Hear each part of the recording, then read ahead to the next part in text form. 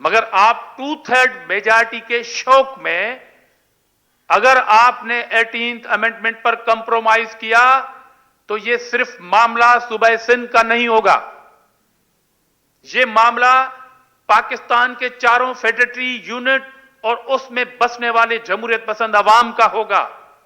यह अकेली peoples party और आसिफ जरदारी का मामला नहीं होगा। मैं इंतबाह करना चाहता हूं कि होश के नाखून लिए जाएं।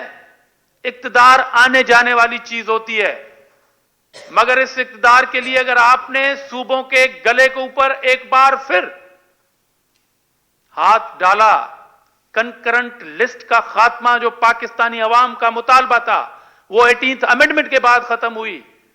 आज थर के कोयले की जो डेवलपमेंट हो रही है, मियां साहब आपने जो ठुडे लाइन लगाया था, ये 18th अमेंडमेंट के बाद की सूरत हाल है कि सूबे का इख्तियार हुआ थर के कोयले के ऊपर, बड़ी जंग हुई थी। एनएफसी के पैसे सिर्फ सूबा सिंध में नहीं आ रहे।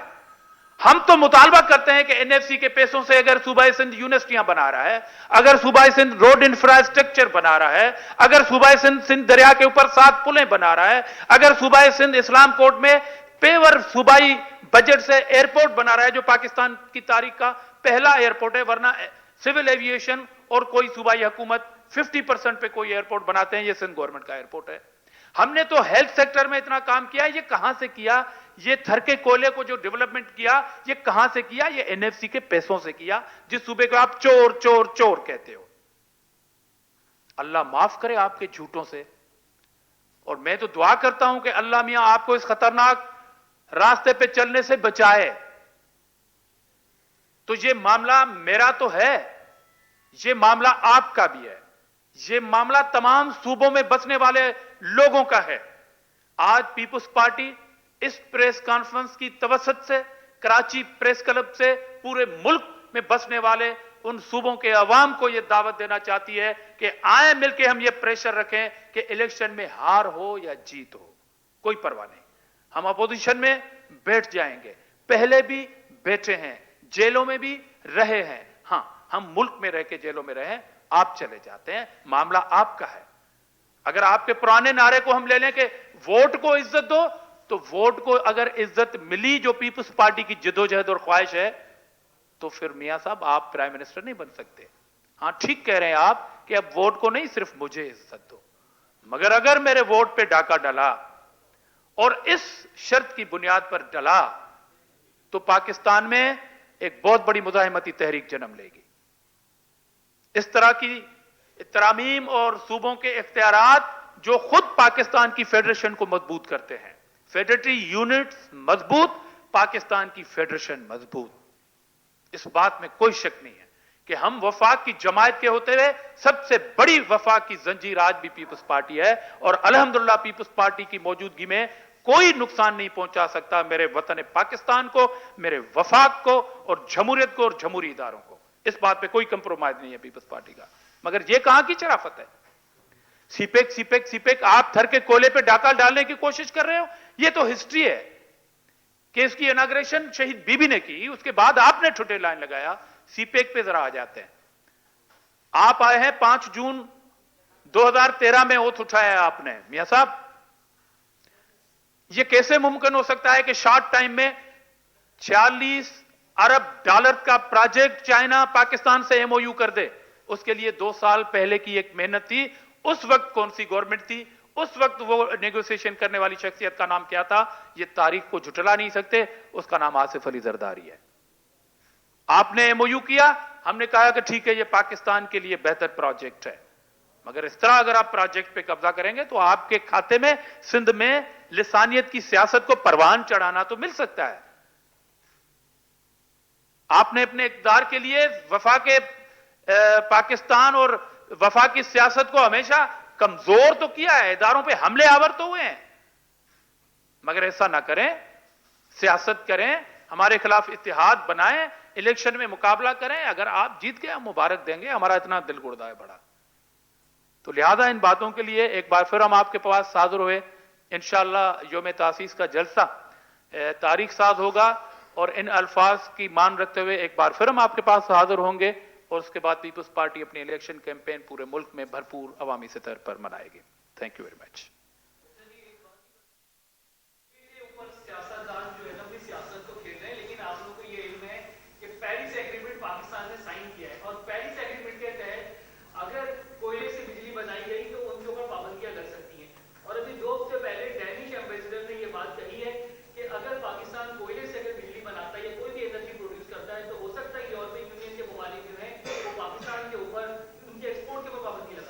ये बात मफरूजे पे है कि हो सकता है ये कह दिया जा रहा है, ये क्या फिर हम अपने पाकिस्तान की तरक्की को रोक दें इंटरनेशनल कंडीशंस की बुनियाद पर? नंबर 1। दूसरी बात, कोयले का प्रोजेक्ट में अभी इस प्रेस कॉन्फ्रेंस से कोई 2 दिन पहले शुरू नहीं हुआ है जो मैं प्रेस कॉन्फ्रेंस कर रहा हूं। कोयले से जो बिजली बन रही है आज भी फैसलाबाद की नेशनल ग्रिड में जा रही है और उसमें जो रॉयल्टी है वो अभी तक सूबे को मिली नहीं है।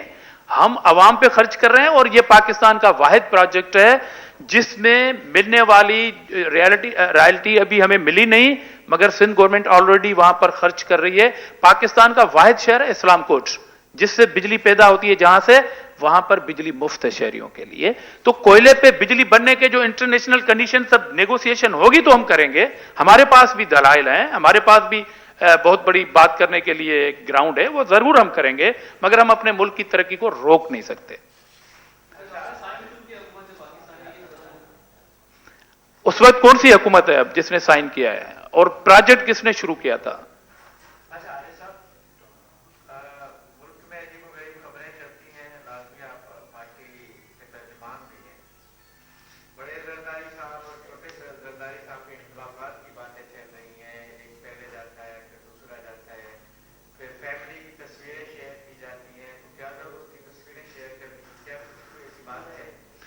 मेरे ख्याल में कि पीपल्स पार्टी के ऊपर तबसरे अगर ना हो तो सारी दुकानें बंद हो जाती हैं। पीपल्स पार्टी इस मुल्क की ऐसी पार्टी है कि अवामी पार्टी है जिसकी हर गुफ्तगू, हर लफ्ज और अंदाज पे तबसरे होते हैं, होने चाहिए। उस पर तरदीद पार्टी की सीनियर लीडरशिप की गुज़िश्ता 3-4 रोज से आ चुकी है। ये एक फैमिली गैदरिंग थी, बार बार हम कहते आ रहे हैं, मैं आज भी इस प्रेस कॉन्फ्रेंस से ये कहता हूं कि वो एक पेवरली फैमिली गैदरिंग थी जो शेड्यूल के तहत थी और जाना था उनको। एक इंटरव्यू था, प्रेसिडेंट जरदारी साहब ने कोई खास मकसद के लिए अपना कोई प्रेस कॉन्फ्रेंस नहीं की, जैसे प्रेस कॉन्फ्रेंस में पहले अपना मौकुफ दिया जाता है, बाद में सवाल जवाबात लिए जाते हैं। तो एक पेवर इंटरव्यू था और एक मखसूस हालात के मुताबिक कोई क्वेश्चन आ जाता है तो उनके जवाबात थे। बाकी अल्हम्दुलिल्लाह ऐसी कोई बात नहीं थी। जहां तक आपने कहा तस्वीर शेयर क्यों की, तो ये तस्वीर भी पॉलिटिकल इवेंट के तौर पर होता है पॉलिटिकल लीडरशिप का।